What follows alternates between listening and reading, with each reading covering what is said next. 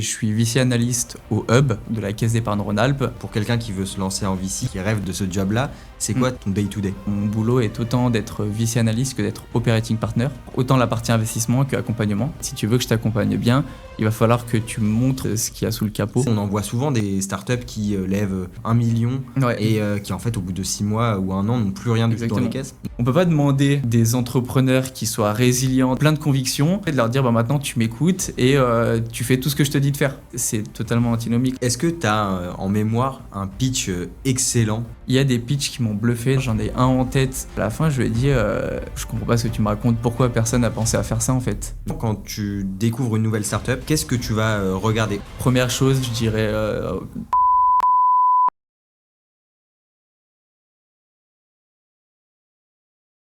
Salut Alessio. Salut. J'espère que tu vas bien. Bienvenue chez Awake. Donc on continue notre série sur les investisseurs et les VC de la place parisienne mais également française. Et donc on va parler aujourd'hui de toi, de ton parcours, du Hub. Et voilà, merci beaucoup d'être présent. Merci énormément à toi pour l'invitation. Trop cool. Bon, on a eu le temps un petit peu d'échanger en off. C'était très sympathique. On va rentrer un petit peu dans le vif du sujet. Pour ceux qui ne te connaissent pas, qui es-tu? Qu'est-ce que tu fais? Comment t'en es arrivé là? Déjà, je le redis, merci beaucoup pour l'invitation. Donc moi, Alessio Mestrinaro, donc j'ai 24 ans et je suis VC analyste au Hub. Donc moi, je viens déjà de la région grenobloise à 100% et j'ai fait toutes mes classes directement à Grenoble.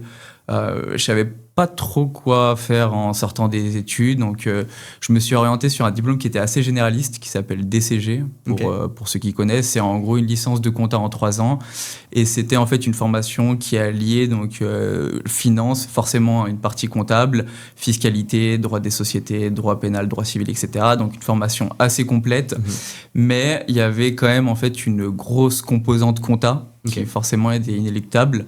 Et je trouvais ça un peu trop rigide, donc en sortie de cette licence-là, je me suis plutôt orienté sur un master de finance assez classique, qui pour le coup mélangeait un peu la finance d'entreprise, mais aussi de la finance de marché.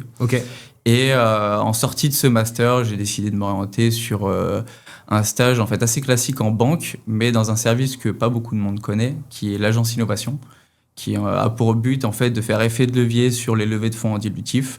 Et le but, c'est vraiment de faire du financement de bas de bilan, vraiment de la dette ou de la mobilisation de subventions, mais vraiment typé start-up. Et donc, c'est comme ça que j'ai mis un premier pas dans l'univers start-up et que je me suis retrouvé ensuite au Web 612. C'était chez qui cette expérience en banque? Caisse d'épargne. Caisse d'épargne Toujours aussi. Caisse d'épargne, je suis resté fidèle à l'écureuil, on va dire. Très bien. Justement, tu parles de tes études. Du coup, un parcours assez atypique. Tu n'as pas fait une grande école ou quoi. Est-ce que tu peux nous dire ton ressenti par rapport à ça? Est-ce que tu as senti que c'était parfois un frein pour justement en arriver là ou pas? Forcément, c'est un frein, ouais. Après, moi, quand je me suis lancé donc post-licence, j'avais fortement hésité à faire une école de commerce. J'aimais pas trop à ce moment-là le fonctionnement école de commerce, parce qu'en fait, j'ai toujours été quelqu'un de très curieux et j'ai toujours eu soif d'apprendre. Et je trouvais que le fonctionnement école de commerce était un peu bullshit, qu'en fait, au final, tu allais payer pour ton diplôme, payer pour l'accès à du network qualifié, mais qu'au final, tu n'allais pas apprendre grand-chose. Et moi, j'avais vraiment en fait ce besoin d'avoir de plus en plus de connaissances sur différents sujets. Donc c'est pour ça que je me suis dit, non, je ne ferai pas une école de commerce, je réussirai sans l'école de commerce. Après, en sortie donc de mon stage à l'agence innovation, quand j'ai voulu me réorienter plus sur du VC classique, forcément, j'ai senti un frein. Parce que quand j'ai fait des demandes de stage, etc., parce que je ne voulais pas m'orienter sur un CDI, je me suis dit, je vais faire un stage. Et les gens avec qui je tombais en fait en face, c'était des CV qui avaient déjà 1 ou 2 stages en VC, qui avaient fait une top 10 école de co. Et en fait, c'était hyper difficile de passer cette première barrière, en fait, la première phase de sélection. Donc forcément, à ce moment-là, je me suis dit, j'aurais peut-être dû faire une école de commerce. Mais en fait, au vu de mon parcours, je me suis dit qu'une fois que je passais la première étape de sélection, de toute façon, ils n'auraient pas d'autre choix que de m'embaucher. Et comment justement tu as fait pour passer cette première étape de sélection qui est la plus dure? En fait, je me suis pas mal renseigné et c'est un conseil que je donnerais, en tout cas à toutes les personnes qui veulent rentrer en VC. Il y a souvent en fait cet aspect de dire en VC, il faut être bon de partout. Alors c'est vrai, il faut avoir des connaissances dans plusieurs sujets, mais t'es pas obligé d'être un VC généraliste et d'être expert sur des biotech, sur des medtech, sur de l'industrie, sur du digital, de connaître aussi la partie IA. Pour moi, en fait, un VC qui se lance maintenant, c'est plus de se dire qu'est-ce qui, moi, me passionne. En fait, trouver un sujet qui me passionne, pour moi, c'était la finance et les nouvelles technologies. Donc, directement, ça fait lien avec la partie fintech. Et en fait, c'est vraiment de creuser ce sujet-là, de faire des études de marché, d'analyser les différents business models des boîtes qui sont sur ce secteur-là, de suivre des gens qui parlent de fintech, etc. De vraiment deep dive sur ce sujet et ensuite de trouver des fonds dont c'est la thèse.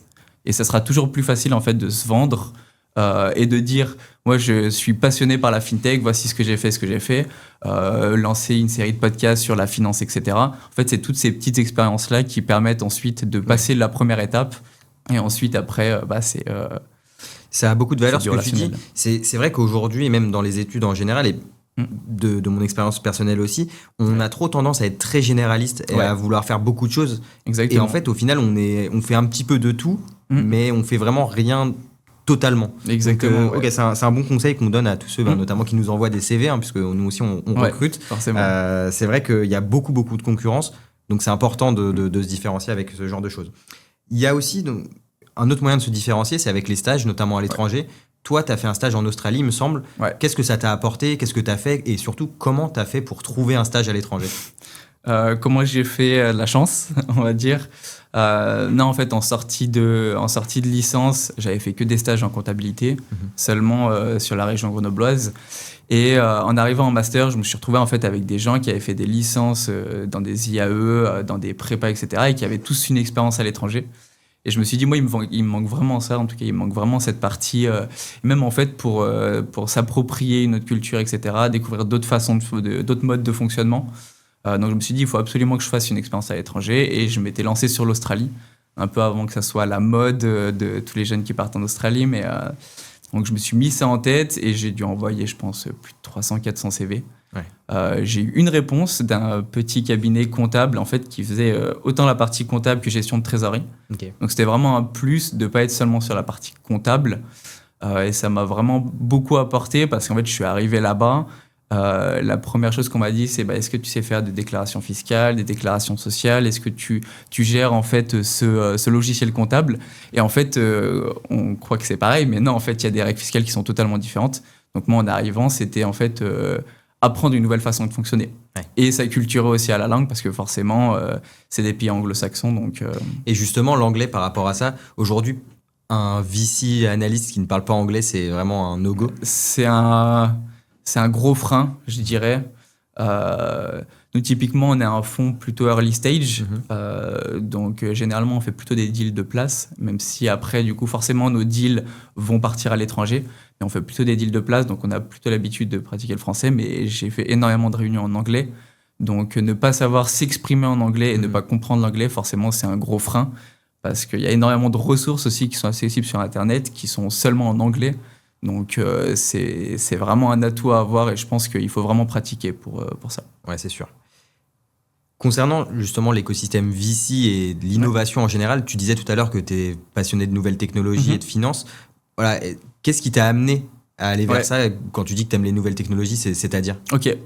En fait, moi, quand j'ai jamais été prédestiné, en tout cas, à l'investissement en start-up. Je me suis pas réveillé un matin et me dire c'est exactement ça qu'il faut que je fasse.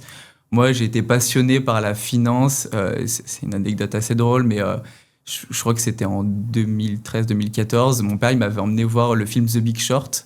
C'est un film qui parle de la crise de 2008 et tout ce qui va être CDO, des swaps, des MBS, etc. Et en fait, j'y comprenais rien. Et je me suis dit, c'est passionnant ce métier-là. Il faut absolument que je fasse de la finance. Donc, je m'étais toujours dit qu'il fallait que je fasse de la finance. Mais, et c'est arrivé plutôt dans mon stage en banque, j'ai adoré l'environnement startup, mais je trouvais qu'en banque, j'étais trop limité. Parce que, en fait, tu as de la liberté, parce que tu vois des sujets qui sont hyper complexes et hyper différents. Par contre, le gros frein que tu as, c'est que tu as plusieurs couches décisionnelles. Tu as forcément de l'administratif. Donc, toute cette partie-là, en fait, ça t'empêche d'avoir de la liberté. Et moi, ce que je voulais, c'était vraiment pouvoir creuser un sujet et me dire, OK, demain, je vais faire une étude de marché sur tel ou tel sujet. Et c'est vraiment ça qui me bottait, moi, à ce moment-là. Et puis, forcément, en fait, quand on parle de finance, il y a toute cette partie nouvelle technologie qui vient avec. Et forcément, en fait, avec la blockchain Et je suis rentré un peu par la partie crypto. Ok. Mais c'est forcément à ce moment-là que je me suis dit, en fait, il y a vraiment un truc à faire. Et forcément, en fait, la finance va être l'un des premiers secteurs à être bouleversé, en tout cas, par ce système-là. Ok, hyper intéressant. Et autre sujet qui te passionne, hein, on en a parlé aussi en off, c'est le football. Donc avec Mathieu, mon associé, on s'est rencontrés sur un terrain de football. Ouais. La dernière fois avec Romain de chez Blast, à qui on passe le bonjour également, on a parlé aussi football. Ouais. Voilà, je sais que tu as joué plutôt à un bon niveau. Est-ce que tu as retrouvé des similitudes dans le joueur que tu étais et que tu es et l'analyste, le VC que tu es aujourd'hui? Ouais, il y a beaucoup de parallèles à faire, je trouve. Forcément, on parle toujours d'esprit d'équipe et on parle aussi beaucoup du rôle du leader, qui est moi porté par les analystes et plus par les managing partners souvent. Moi, le parallèle que j'aime bien faire, et en fait, c'est assez marrant, on en a discuté quand même pas mal de fois, et notamment avec mes potes qui sont pas du tout du secteur du VC. En fait, je trouve que le fonctionnement d'un fonds VC classique, c'est un peu comme en fait une saison de football.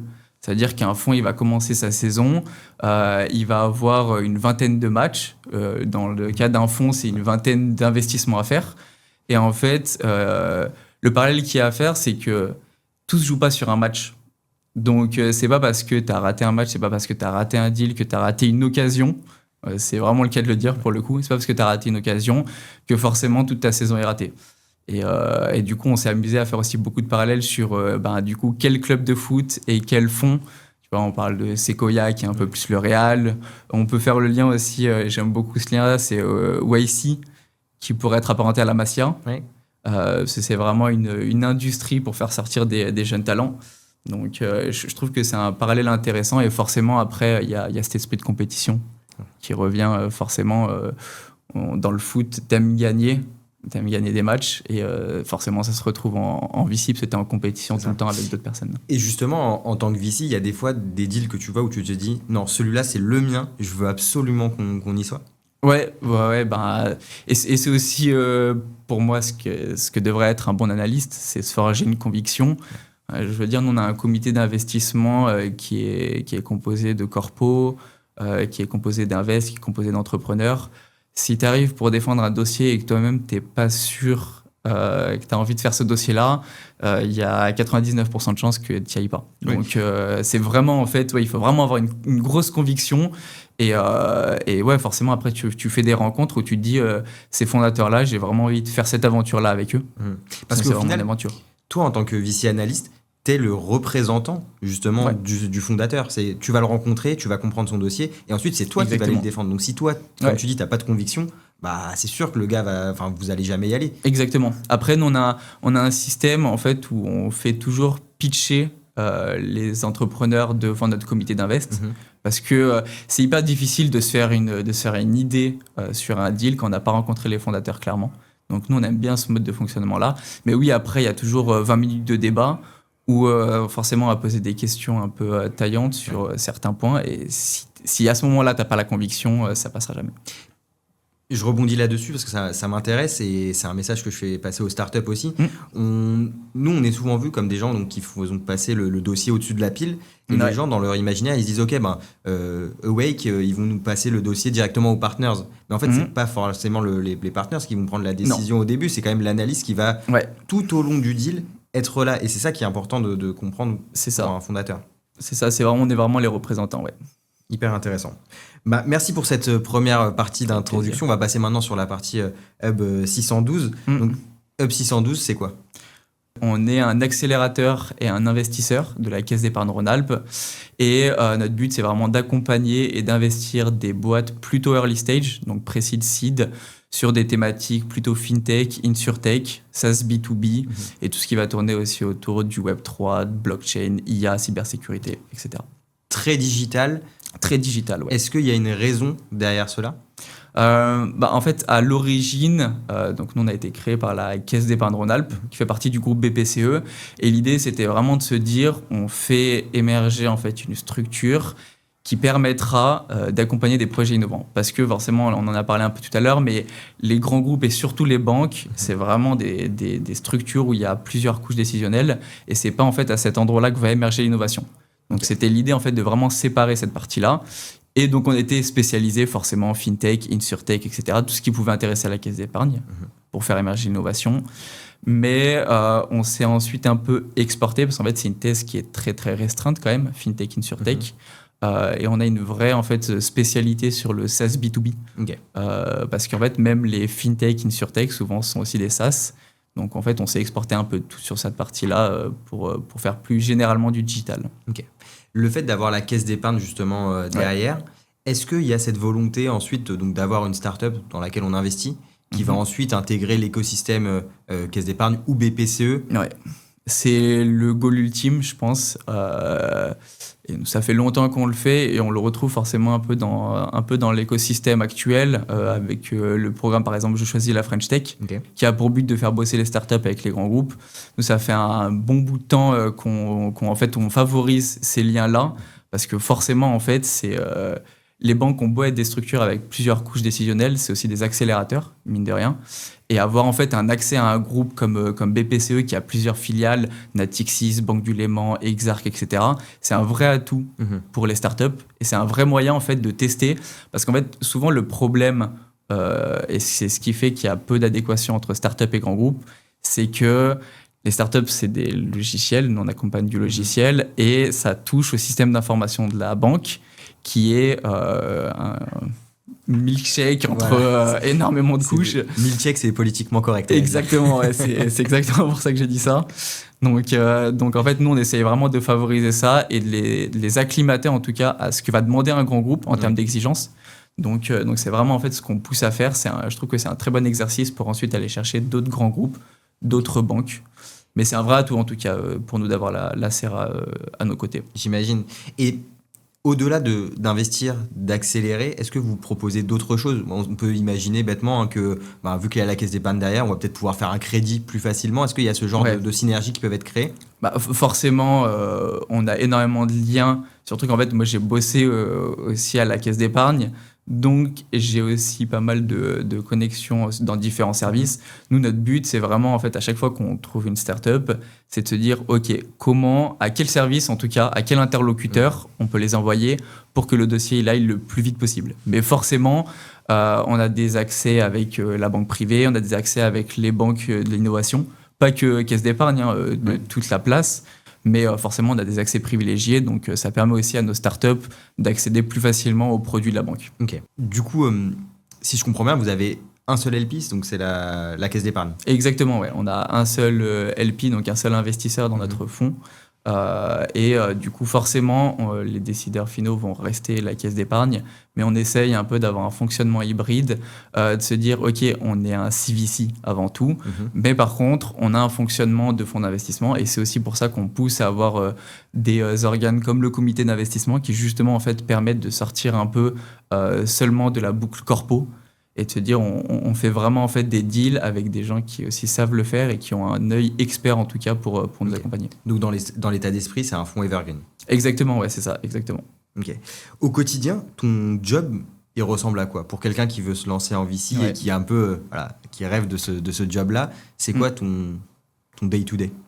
Alors moi, ça va être un peu différent. En fait, mon titre, c'est VC Investor, VC Analyst. Donc, c'est assez classique et ça va ressembler à ce que font les autres VC dans des fonds parisiens ou dans des fonds lyonnais.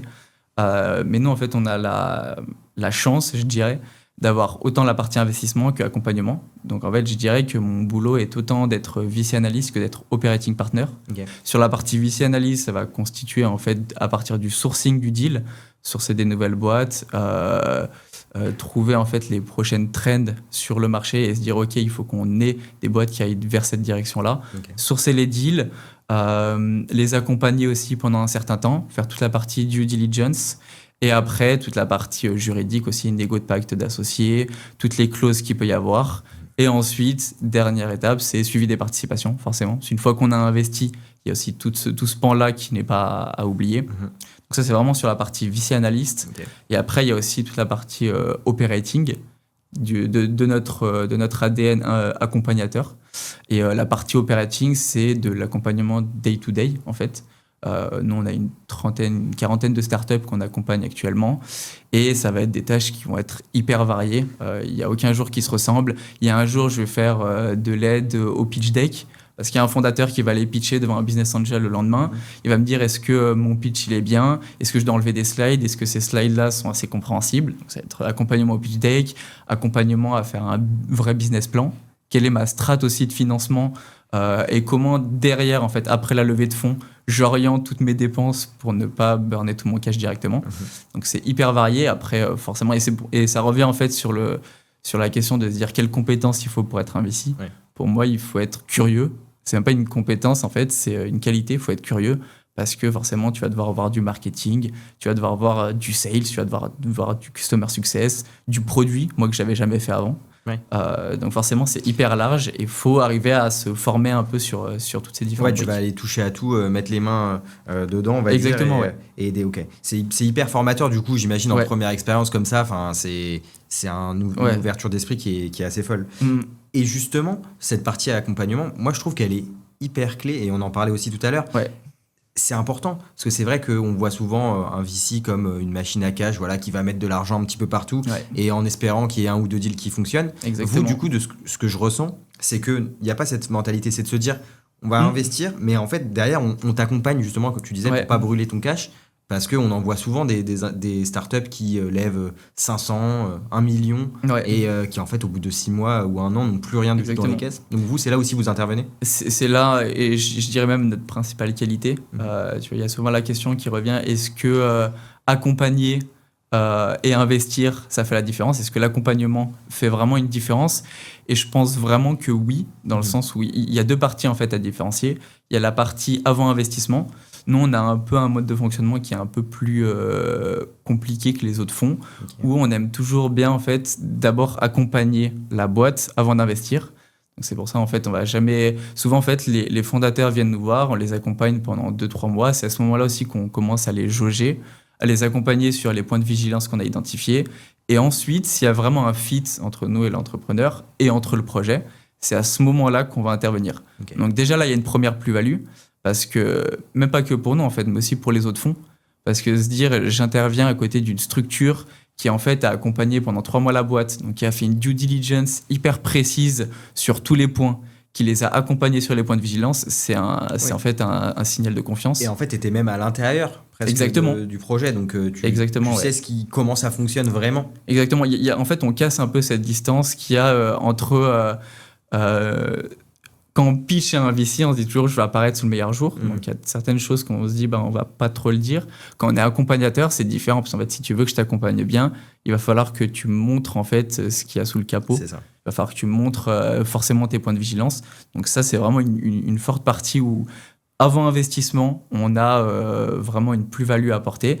Et après investissement aussi, parce que forcément, une fois que tu as les fonds, c'est 2 fois plus difficile. La levée de fonds, c'est que le démarrage, en fait, au final. Et après, il y a toute la partie dans quoi je vais orienter, dans quoi je vais affecter en fait les fonds que j'ai reçus C'est ça. et comment je fais pour que je tienne 18-24 mois et pas 6 mois parce que j'ai embauché 5 personnes, quoi. C'est ça. Et il y a un parallèle à faire avec la vie de tous les jours. Il y a des gens dans leur tête qui ont cette image de se dire la levée de fonds, comme tu le dis, c'est l'aboutissement. Ouais. Ah, j'ai bossé pendant 1 an, j'ai l'aboutissement. Et il y a un parallèle à faire avec la vie de tous les jours, c'est le mariage. On se dit souvent, on voit souvent Ouais. le mariage comme ok, je suis resté 5 ans avec une personne, je me marie, c'est l'aboutissement. Et en fait, non, Ah, c'est le début. c'est le début. Et en fait, c'est comme ça que doit être vu aussi la levée de fonds. C'est Ouais. le début parce que c'est là où je vais avoir les moyens de vraiment construire quelque chose. Et c'est pour ça aussi que moi, je suis très content de travailler avec toi. C'est de se dire, en fait, ok, tu vas investir, mais derrière, je te laisse pas dans la nature et j'attends que tu Exactement. périsses, quoi. Donc ça, c'est hyper cool. Je reviens sur ce que tu disais tout à l'heure, où tu disais, ouais, on investit 3 mois en accompagnement. Ouais. Du coup, comment ça se passe d'un point de vue business model? C'est un accompagnement qui est gratuit, entre guillemets? Alors, et ce que je dis n'est pas toujours une réalité, hein. On sait aussi faire des deals en follow pur et intervenir sur une boîte qui ne chercherait que de l'investissement. Parce que par exemple, en fait, des fois, il y a des startups qui viennent nous voir et qui ont déjà une structure d'accompagnement, donc on va pas faire doublon. Donc à ce moment-là, on peut faire juste de l'investissement pur. Après, non, l'accompagnement n'est pas gratuit parce que sinon, nous, on s'y perdrait. Donc nous, c'est compris en fait dans le prix de nos locaux. On a actuellement 700 mètres carrés de locaux en plein centre de Lyon. Et on a une quarantaine de startups. Et c'est le prix assez classique qu'on peut retrouver dans des coworks, même un peu moins cher, je pense. Et en plus, j'imagine que du coup, tu peux créer des synergies puisque tout le monde est dans le même système. Exactement. Et puis nous, en fait, on pousse à ce que ça soit pas un cowork, en fait. On veut pas des bureaux fermés avec des startups qui sont dedans, qui créent une cohésion d'équipe, ok, mais où il n'y a pas d'émulation collective, pas d'intelligence collective. Nous, notre but, c'est vraiment de se dire, on a des startups qui ont différents stades de maturité, qui sont à peu près tous sur les mêmes thématiques. Et donc, c'est comment, en fait, quand une startup rentre, à qui je peux lui faire une intro pour que potentiellement il puisse y avoir des synergies, etc. Donc, en plus de l'accompagnement que nous, on délivre aussi cette partie écosystème. Et nous, notre but, c'est de faire grossir et de faire vivre cet écosystème-là pour que ça apporte le plus possible aux boîtes, en tout cas. Ok. Et c'est quoi les succès que vous avez ou même sur lesquels toi, tu as directement participé récemment ? Je pense qu'il y a une nouvelle que beaucoup ont vue. On a fait un exit sur Mon Petit Placement. La société Mon Petit Placement, qui est une société, qui est une pure fintech pour le coup lyonnaise, et qui a été rachetée par Malakoff Humanis en partie. Et c'est une prise de participation majoritaire. Donc ça, c'est un de nos beaux succès parce que, et justement, en fait, ça va dans le sens de ce qu'on dit. On les a accompagnés pendant un certain temps.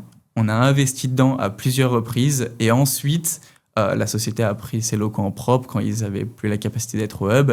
Et ensuite, ils ont accéléré jusqu'à faire cet earn-out-là. Incroyable. Ça, c'est une belle histoire. Ouais, tu m'étonnes. Ça fait du bien d'en parler. Exactement, ouais. Exactement. Et justement, ces beaux succès, j'imagine, vous avez dû les dénicher. Ouais. Aujourd'hui, toi, c'est quoi les méthodes que tu as, à part évidemment Awake Partners, pour justement trouver les futures pépites ? Ouais. Forcément, ça joue, les structures comme Awake Partners.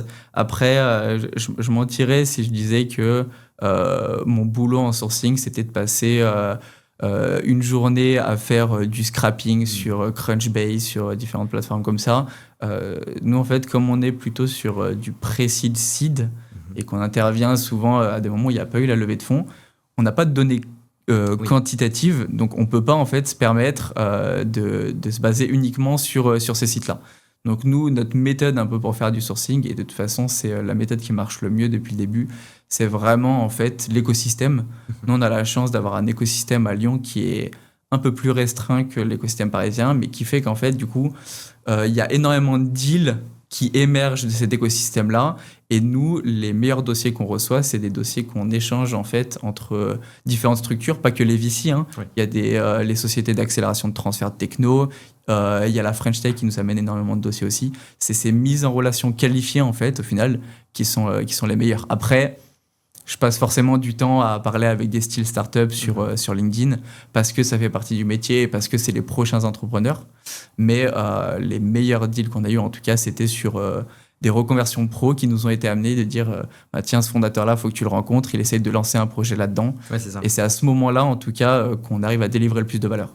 Oui, c'est ça. Donc, c'est une histoire de network, finalement. C'est une histoire de network, c'est une histoire de network, et c'est pour ça que je parlais des structures comme Awake. Nous, c'est comme ça, en tout cas, qu'on arrive à faire grossir notre écosystème et avoir de plus en plus de boîtes qui nous arrivent sur différentes thématiques et qui soient le plus intéressantes possible. Et justement, quand tu découvres une nouvelle startup, par exemple, moi, je t'envoie un dossier, qu'est-ce que tu vas regarder au-delà de, évidemment, est-ce que ça match avec la thèse ?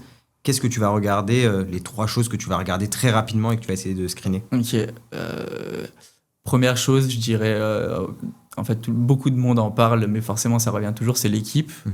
Encore plus sur du pré-seed seed, parce qu'il n'y a pas encore un premier produit qui est établi, il n'y a pas encore de métriques à suivre. Donc, c'est même plus du quanti, en fait, c'est totalement du quali.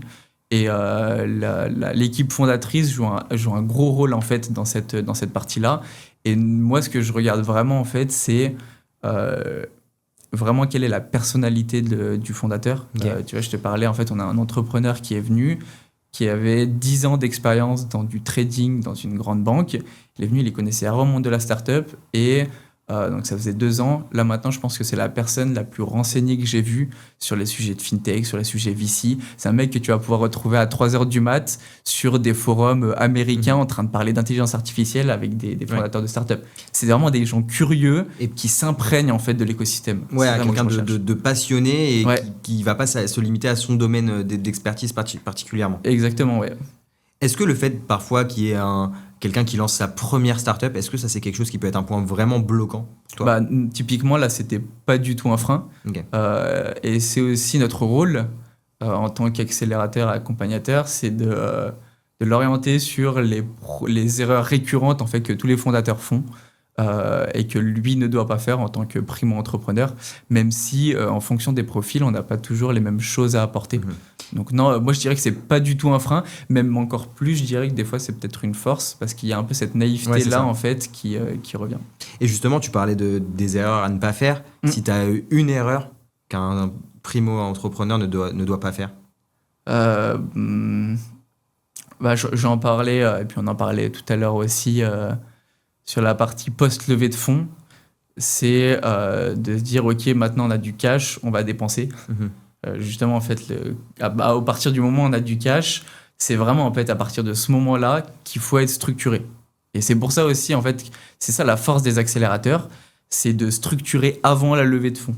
Parce qu'en fait, si tu arrives après la levée de fonds et que tu dis je vais structurer à ce moment-là, en fait, tu vas passer 6 mois à structurer, tu vas avoir perdu 6 mois de cash. C'est ça. Donc, si tu te structures avant la levée de fonds, c'est comme ça que tu arrives à moins faire les erreurs, en tout cas après. Et c'est nous ce qu'on pousse. Et c'est moi l'erreur que je vois la plus, c'est en tout cas de ne pas être assez structuré pour arriver à encaisser la montée en charge qui vient après la levée de fonds.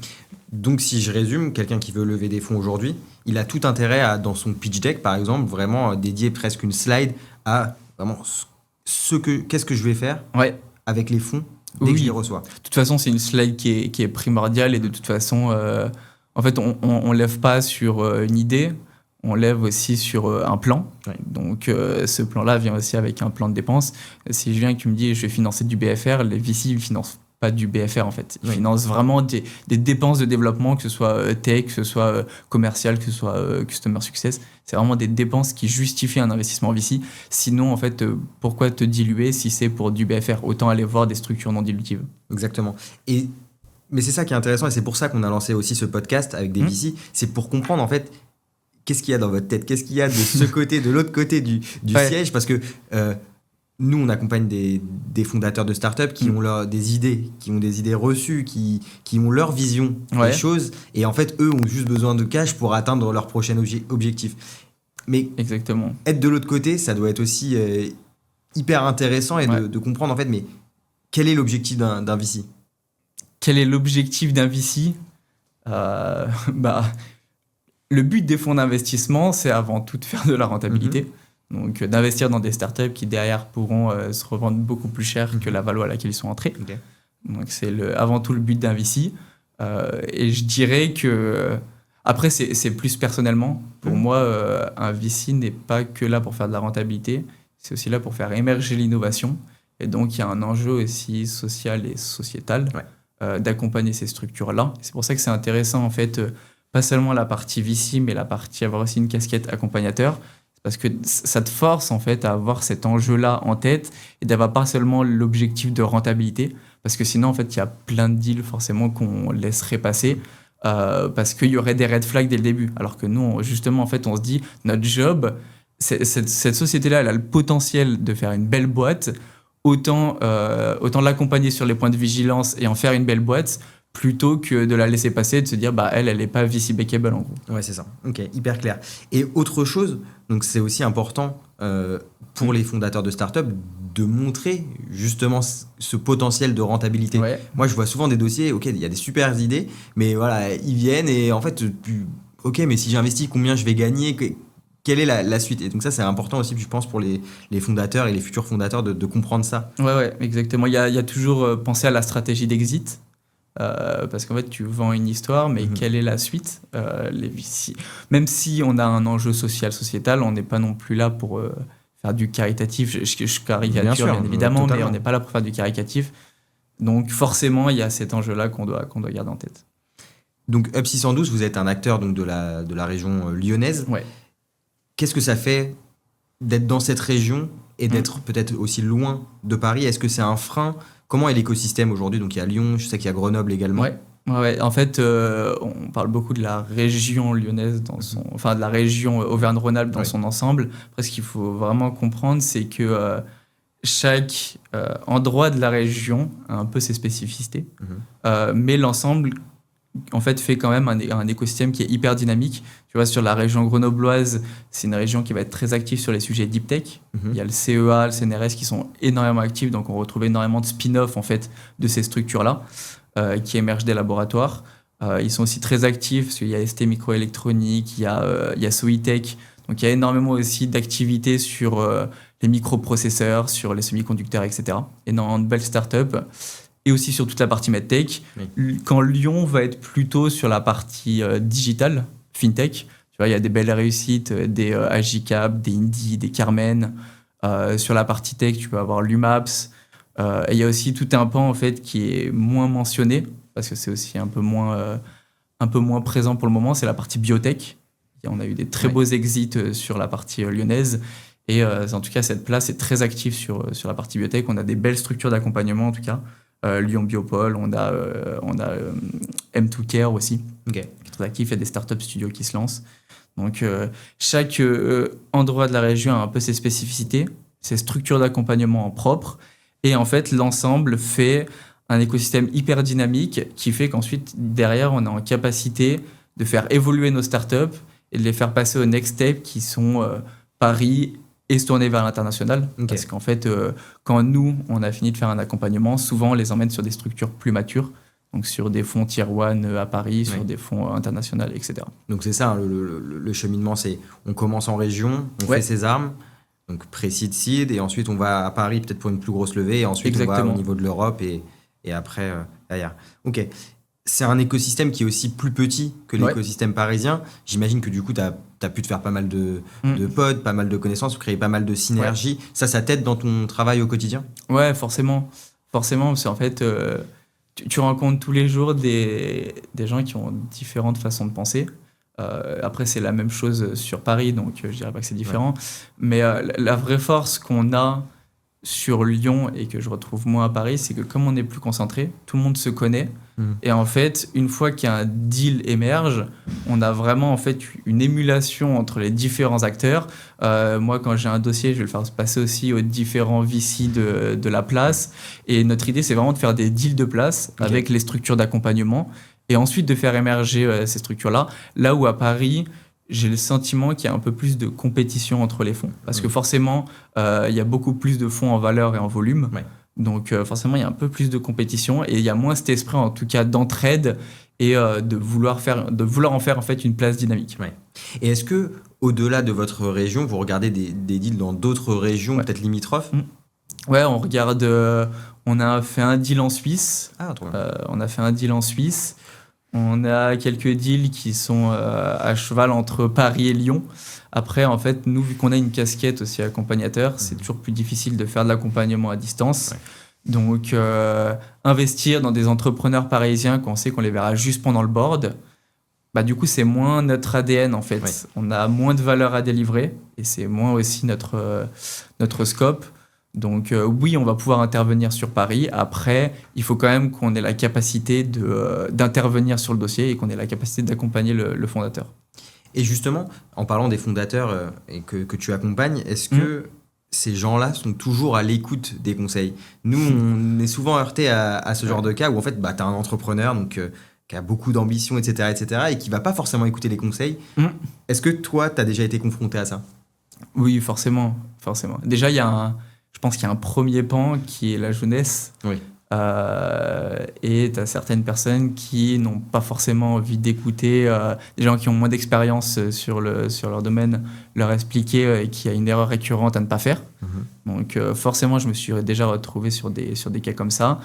Après, je dirais c'est aussi le rôle d'un entrepreneur de ne pas toujours écouter les conseils des autres. Je veux dire, en fait, on peut pas demander des entrepreneurs qui soient résilients, des entrepreneurs qui soient pleins de convictions et de les faire venir chez nous et de leur dire maintenant tu m'écoutes et tu fais tout ce que je te dis de faire. C'est totalement antinomique en fait. Ouais. Donc je dirais que mon rôle c'est pas de les faire écouter à 100%, c'est de leur donner des conseils par rapport à moi ce que j'ai vu sur d'autres deals, etc. Après, si par exemple je te prends un exemple typique, nous on n'est pas totalement fan du fonctionnement freemium. Oui. S'il y a un fondateur qui me dit moi je veux absolument faire du freemium, je pense que c'est totalement adapté, etc. Je veux dire, moi je pense pas que c'est la meilleure marche à suivre. Si tu me dis juste j'ai envie de faire du freemium et que tu me donnes pas d'argument derrière, là par contre je vais avoir un peu plus de mal. Okay. Par contre, si tu me donnes la raison de moi je connais ce marché-là, il fonctionne comme ça, comme ça, comme ça, donc c'est pour ça que c'est adapté et c'est pour ça que je veux faire du freemium, bah ok. Parce que t'as une conviction forte. Et pourquoi vous n'êtes pas fan du freemium ? Parce qu'en fait, je trouve que ce fonctionnement de freemium-là, en fait, tu brades un peu ton produit dans le sens où toute la valeur que peut apporter ton produit, tu la donnes gratuitement, en fait. Donc, même si ça permet une première phase de test, etc., autant faire des démos dans un sens. Ouais. Autant faire des démos, autant permettre de mettre le produit entre les mains pendant 1 ou 2 jours, de leur dire voilà ce que notre produit peut faire. Si vous voulez, on commence sur un plus petit nombre de licences, mais pourquoi mettre une période de freemium ? Parce qu'en fait, c'est beaucoup plus difficile après de convertir une personne qui a fait du freemium, de le convertir en utilisateur payant, que de faire en fait du churn au final. C'est toujours plus facile de garder des logos en tout cas. On parlait justement des fondateurs. Ouais. Est-ce que tu as en mémoire un pitch excellent où il y a quelque chose qui t'a marqué, où tu t'es dit ah ouais là en fait il m'a éclaté quoi. J'ai pas vraiment d'exemple en tête. Enfin, il y a pas en fait une façon de pitcher où je me suis dit c'est un pitch incroyable, c'est le meilleur pitch que j'ai jamais vu. Par contre, il y a des pitchs qui m'ont bluffé dans le sens, et c'est en fait les pitchs que je préfère. J'en ai un en tête que j'ai vu assez récemment. Où en fait, il m'a déroulé son pitch et à la fin, je lui ai dit je comprends pas ce que tu me racontes. Pourquoi personne n'a pensé à faire ça en fait ? Oui. Et en fait, c'est un problème que personne n'a réussi à résoudre. Et lui, il arrive avec une solution simple et il dit voilà, regarde, j'ai déjà 100 000, 200 000 euros d'ARR avec des clients qui signent et ils sont fans de la solution. J'ai pour l'instant 0,5% de churn. Et tu te rends compte qu'en fait, personne n'avait pensé à ça et que c'est une solution de génie. Et ça, c'est les pitchs qui me bluffent le plus. Et c'est les plus belles startups en fait qu'on peut voir. C'est les startups où tu te dis, il y a vraiment cet effet wow où tu te dis personne n'a pensé à ça. Et puis il y a un vrai problème derrière. Et il y a un vrai problème derrière, ouais. Parce que c'est quelque chose que personne n'a réussi encore à craquer. Et lui, il a réussi à le craquer en apportant une solution simple avec un produit derrière qui fait que les utilisateurs sont hyper stickés. En fait, le produit est sticky, donc il reste. Incroyable. Et à l'opposé, est-ce que tu as déjà eu des pitchs où tu t'es dit ah voilà c'est vraiment pourri ou alors ça s'est mal passé ? Moi j'ai déjà eu quelqu'un qui m'a fait un pitch, c'est véridique, depuis ses toilettes. Peut-être qu'il avait oublié d'éteindre la caméra, je ne sais pas, mais c'est vrai. Est-ce que tu as déjà des exemples comme ça en tête ? J'ai pas un exemple en particulier non plus. En vrai, si je pense que je peux en avoir un. J'ai un fondateur qui m'avait déjà booké un call de 1 heure. Un premier call de 1 heure, souvent je préfère faire 30 minutes parce que je trouve qu'en 30 minutes ça permet déjà de bien cerner le besoin, etc. Mon temps est précieux et son temps aussi est précieux. Lever des fonds ça prend du temps, donc tu peux pas te permettre de perdre 1 heure avec chaque invest. Et qui pendant 55 minutes m'a fait un pitch en profondeur de sa boîte. Donc, j'aime bien, mais en fait, ça casse un peu ce côté relationnel et ce côté-là qui est énormément présent en early stage, de vraiment... pour moi, le premier rendez-vous, il sert en fait à se jauger, savoir s'il y a un fit humain, savoir si moi j'ai envie de t'accompagner, savoir si toi, tu as envie qu'on t'accompagne, plutôt que de dire voilà ce que fait ma boîte, c'est génial pour ça, ça, ça, ça et ça, et ne pas pouvoir poser des questions. Donc ça, j'ai pas trop aimé le mode de fonctionnement. Donc ça m'est un peu resté en tête, mais sinon, j'ai pas de mauvaise expérience en tant que telle.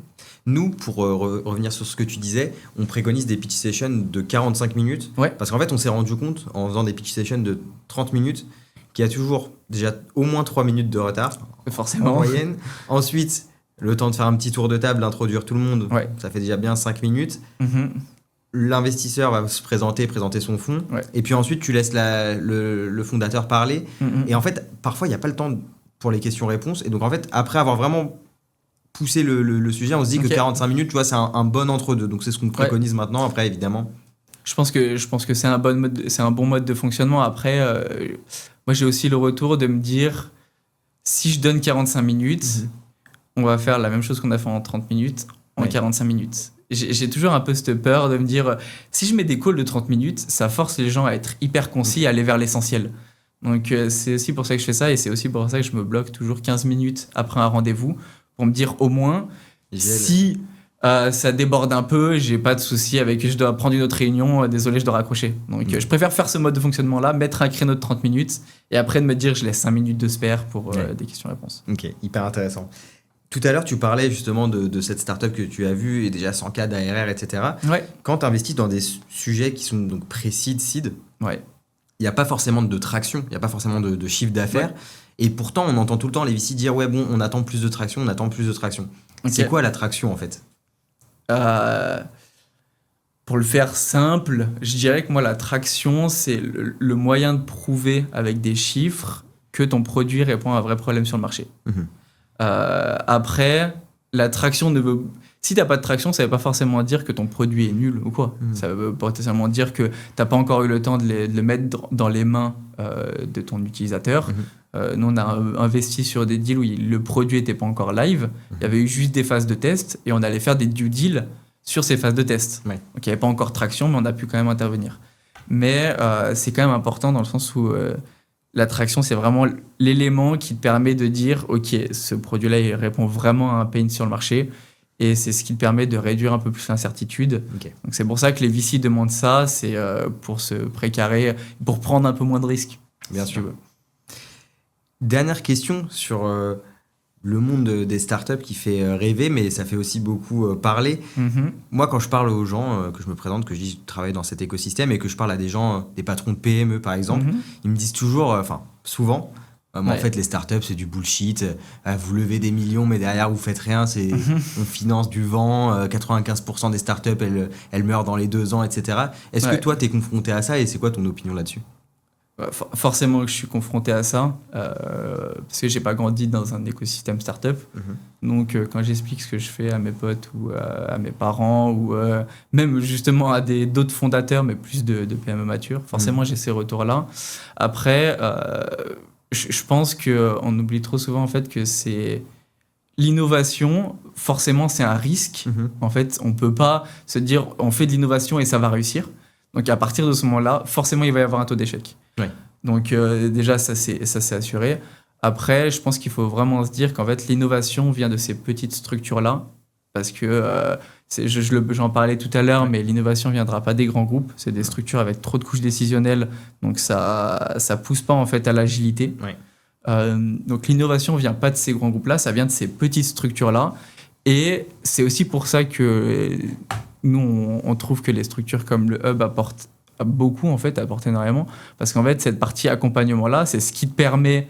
de dire sur les 95%, peut-être qu'en fait, on peut réduire le taux à 90%.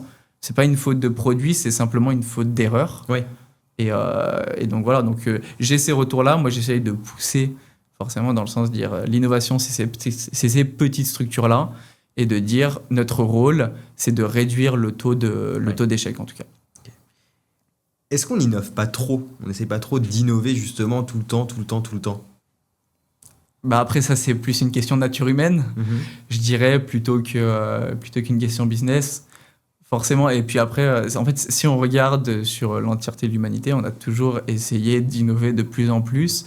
Et je pense qu'on dit ça à l'heure actuelle, parce qu'en fait, avec l'intelligence artificielle, avec les nouvelles technologies, forcément, ça amène en fait des possibilités qu'on n'avait pas du tout avant.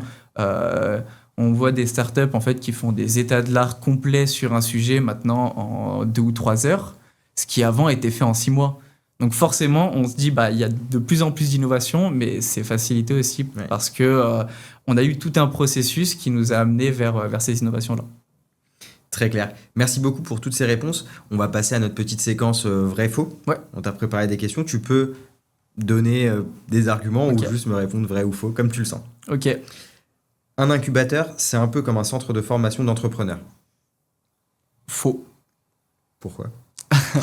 T'as dit que j'étais pas obligé de justifier. Non, je dirais qu'un incubateur, c'est pas seulement un centre de formation d'entrepreneurs, parce qu'en fait, dire centre de formation, ça pousse un peu trop vers l'individualité et de se dire on forme juste les entrepreneurs. Non, on forme pas les entrepreneurs. Il y a aussi des liens à faire entre les différents entrepreneurs et derrière les entrepreneurs, il y a un produit. Donc un incubateur accompagne aussi un projet, pas seulement un entrepreneur. Le VC en France, c'est à Paris que ça se passe. Faux. Forcément, il y a plus de structures à Paris. Je disais tout à l'heure, en valeur et en volume, il y a beaucoup plus de VC et des VC de plus grosse taille. Mais il y a de très beaux investisseurs en région qui sont aussi très actifs. Donc, c'est pas à Paris que ça se passe, mais il y a quand même un écosystème qui est très dynamique à Paris, on va pas se mentir. On en a parlé tout à l'heure. Pour obtenir un job en VC, il faut avoir fait absolument une école de commerce top 3. Faux. Ton quotidien, c'est un peu qui veut être mon associé. On peut retrouver des similitudes, mais je dirais que c'est un quart du temps, donc j'aurais plus tendance à dire faux. Le dernier start-upper à avoir été aperçu en chemise, c'était en 2010. Faux, j'ai besoin d'approfondir sur celle-là ou Comme tu non, veux. faux à 100%. La France est le pays européen le plus dynamique dans l'écosystème startup.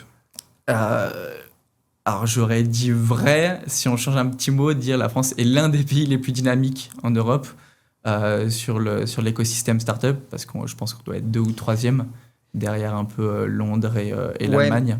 J'ai vu des statistiques intéressantes là récemment. Donc effectivement, on voit que Londres est très dynamique en termes d'investissement. Ouais. Mais je trouve que quand même en termes de structuration et d'accompagnement, Ok. je trouve qu'on est quand même hyper bien maillé en France. Quand je compare par exemple avec même l'Allemagne tout simplement juste à côté. Je dirais du coup mature. Ouais. Okay. Je dirais mature. Effectivement, en fait, dynamique, on peut le prendre dans le sens aussi mature, pas seulement en termes de valeur d'investissement. Et puis en fait, après, je pense que chaque aussi région et pays a un peu ses spécialités. Typiquement, Londres, c'est plus la fintech, l'Allemagne avec la défense, etc. Les agents IA vont faire disparaître le modèle SaaS. Alors, faux, pour la simple et bonne raison que je pense que ça va être un amplificateur de valeur plus que quelque chose qui va être un frein, dans le sens où en fait, les agents IA, c'est vraiment j'allais dire objets, mais c'est vraiment en fait un logiciel qui permet d'orchestrer des workflows complexes, de lui donner en fait un objectif dédié, et il va réfléchir à la meilleure manière d'atteindre cet objectif-là. Mais forcément, il va devoir se baser sur des infrastructures existantes.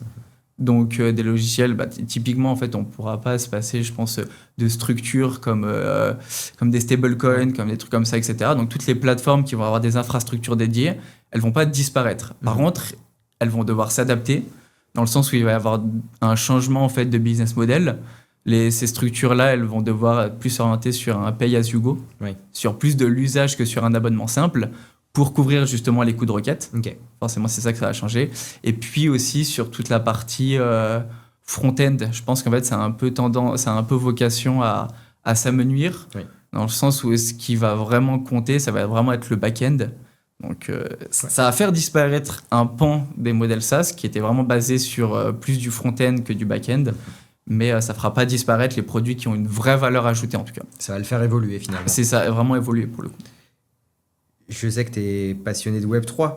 Le Web3, aujourd'hui, c'est plus du tout à la mode. Moitié-moitié.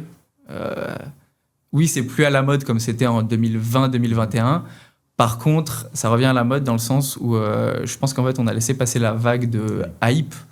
Et du coup, là, on voit vraiment émerger, tu vois, je te parlais juste avant de stablecoin, on voit vraiment émerger en fait une vague de projets qui sont vraiment, en fait, et qui utilisent vraiment le Web3 comme ça devrait être utilisé pour en fait vraiment avoir un produit avec une valeur ajoutée. Voilà. Et du coup, c'est plus à la mode, mais justement, utile. C'est une bonne chose. Voilà. Exactement. Et je pense qu'on retrouvera un peu ça avec l'IA aussi. Dans le sens où maintenant tout le monde met l'IA dans un pitch deck parce que ça fait vendre, etc. Mais pas tout le monde a compris qu'en fait il fallait un vrai use case poussé derrière, sinon il n'y a pas de valeur. Très clair. Merci beaucoup pour cette séquence vrai-faux. Avant de terminer l'entretien, j'aimerais connaître un petit peu les objectifs du Hub pour cette fin d'année. Sur la fin d'année, et je pense sur potentiellement l'année prochaine, on a énormément de beaux projets en tout cas qu'on a accompagnés depuis je dirais 2 ou 3 ans qui commencent du coup à bien émerger. Donc, on va avoir toute une phase de réinvest qui va être extrêmement important parce que le tout, c'est pas d'investir, c'est aussi d'accompagner les boîtes pour aussi, on va dire, garder sa place au capital. Donc, notre but, ça va vraiment aussi faire des réinvests et puis de creuser en fait sur les sujets qu'on a vraiment envie de creuser. Typiquement, tu me parlais du Web3. Je pense qu'il y a vraiment des beaux projets qui vont émerger. Donc, continuer à faire des deals sur ces thématiques-là, toujours IA, cybersécurité et fintech. Trop bien. Bah écoute, merci beaucoup Alessio. Merci à toi. C'était vraiment hyper intéressant. Je pense qu'il y a beaucoup de valeur dans cet échange. On se retrouvera sûrement peut-être dans d'autres contextes, avec d'autres discussions. Avec plaisir. Mais merci beaucoup d'être là. C'était vraiment top. Merci à toi. Merci à toi pour l'invitation. À bientôt. À bientôt.